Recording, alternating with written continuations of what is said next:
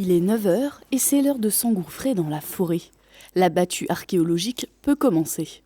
Vendredi, des bénévoles de la Société d'histoire et d'archéologie de Lorraine et des étudiants de Strasbourg ont fait de la prospection archéologique. Cette méthode non invasive consiste à chercher des anomalies sur le sol. Donc là, typiquement, on est sur une butte là, qui n'est pas normale. Donc là, ce qu'on cherche là, c'est des indices qui pourraient nous aiguiller vers une interprétation, une possible interprétation. Donc on va regarder s'il y a des pierres, s'il y a de la tuile, voilà. Donc là on sait déjà que c'est pas une charbonnière comme on a vu avant parce qu'il n'y a pas de charbon de bois, c'est beaucoup trop gros. En apparence il n'y a pas de pierre, donc peut-être pas un bâtiment, ça pourrait peut-être un tumulus, donc une tombe proto-historique peut-être. Accompagnés d'un chercheur du CNRS, ils ont prospecté dans la forêt à côté de Giesberg.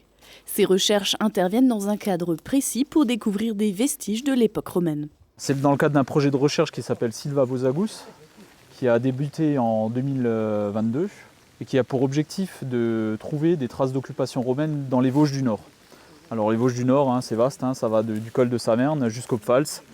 Et donc du coup, en 2022 et 2023, on a consacré les 2 premières années à des recherches en forêt sur les Vosges du Nord barinoises.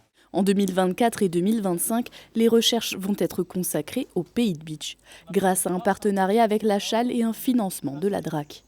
Pour être efficaces lors de ces prospections, ils utilisent des données récoltées par un avion. Alors on n'explore pas à partir de rien, on sait où on veut chercher, parce qu'on a des documents, on a des données qui s'appellent les données LIDAR, donc c'est un laser scanning. En fait, c'est un avion qui va survoler les forêts. Donc là, ça a été fait par l'IGN, donc l'Institut géographique national, qui a survolé les forêts du coin. Et donc cet avion va envoyer des milliards de points avec un laser au sol. Ces points, ils vont se répercuter sur le sol, ils vont remonter vers l'avion, et ça va nous donner comme une sorte de radiographie du sol. Pour le moment, les recherches en sont à la première étape, l'exploration.